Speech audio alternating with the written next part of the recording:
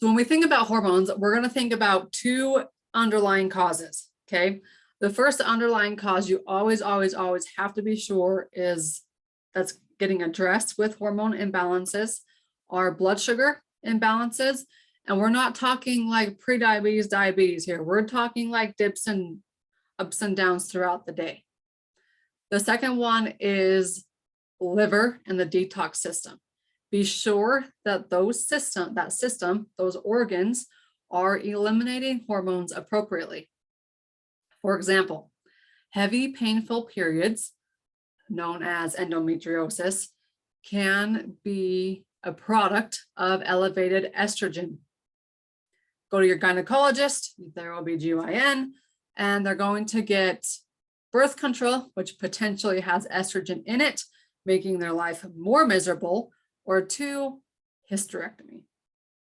You can solve that issue right now. In fact, I encourage you to go on social media, do a live or a short video. Reels are the best, less than 30 seconds, all about how the liver is directly impacting your estrogen levels, which leads you to a miserable, painful period.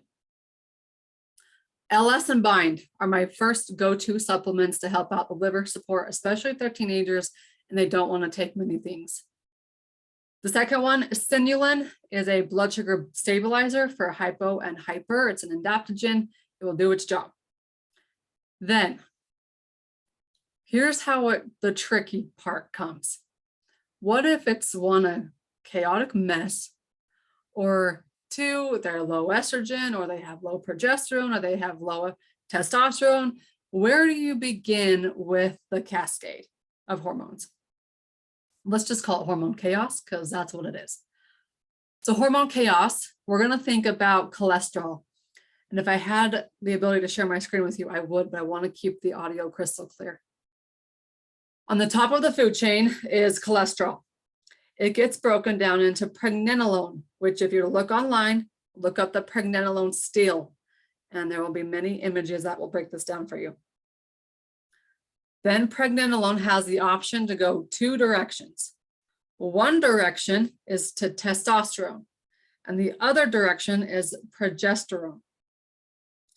Now the precursor to testosterone, it goes pregnenolone, DHEA, testosterone, and then testosterone into estrogen.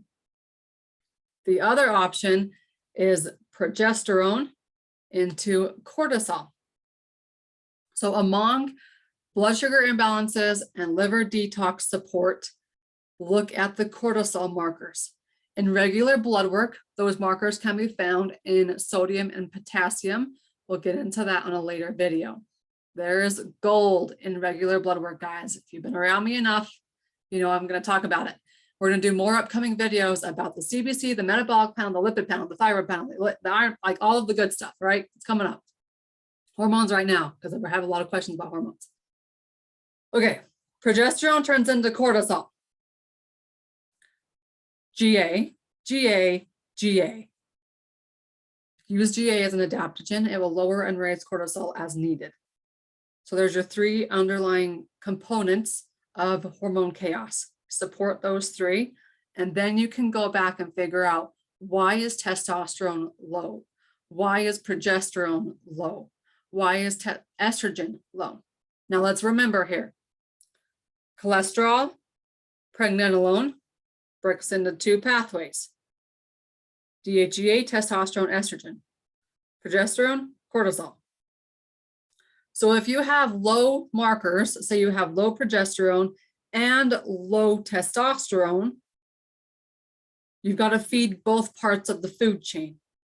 So you got to go upstream to the pregnenolone, and you can actually use a pregnenolone supplement to supply the body with what it needs to produce estrogen and testosterone. That's why I'm not a big fan of bioidentical hormones. You can help the body regenerate and reproduce hormones on its own. It might not be a quick fix, but you can do it. Then what if you only have progesterone low, but the other 2 guys are okay? Feed the cortisol. Get that lower So your body is not stealing progesterone to make it. What if you have, doing my 2 parts of the food chain here. What if you have low testosterone and low estrogen, but progesterone is high? What's right above testosterone and estrogen? DHEA. So feed the body with DHEA.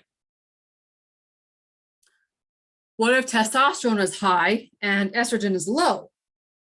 Like the case of PCOS, where hormones are, or periods, I should say, are sporadic. Femicrine, Sinulin, PS. Those are the 3 supplements that work wonders for PCOS. Because Femicrine helps to get the testosterone, get it converted into estrogen, which is what it should be doing. So then the teeter-totter is now no longer here for testosterone and here for estrogen. The teeter-totter now balances out. And blood sugar is the underlying chaotic problem of PCOS. That's why metformin is the #1 prescribed medication for PCOS. Helps that stabilize blood sugar out.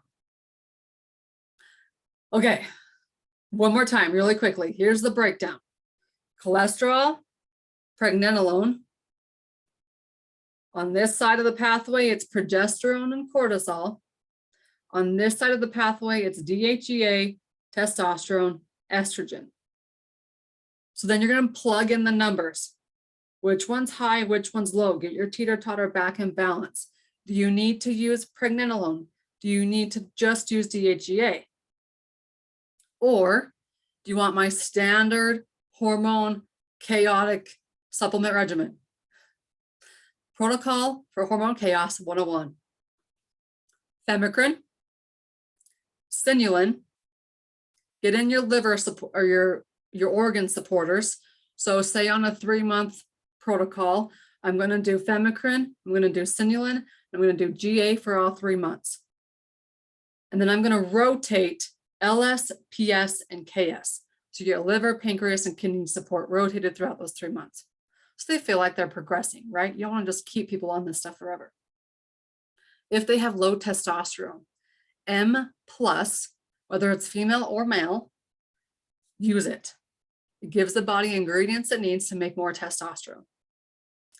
And then with the Femicrine, with the GA, with the organ suppliers, with the Sinulin, you've got to get the healthy fats there. So rotate LS, PS, and KS, and rotate your healthy fats. CVO, Vista 1 and 2, RPM. There you have it. Hormones made easy. Now, you guys might be thinking like, how on earth does she know this? I've done it a lot. And I always, always, always refer back to that pathway, that breakdown. I used to use DHEA and pregnenolone a lot. And now I've found that if I can feed the top of the food chain with the healthy fats, if I can balance out the blood sugar and stabilize the blood sugar and help the detox system get rid of the excess, everything kind of chills and my teeter-totter naturally balances out. Estrogen comes up, low testosterone comes up, low progesterone comes up, and voila. Happy hormones, made easy.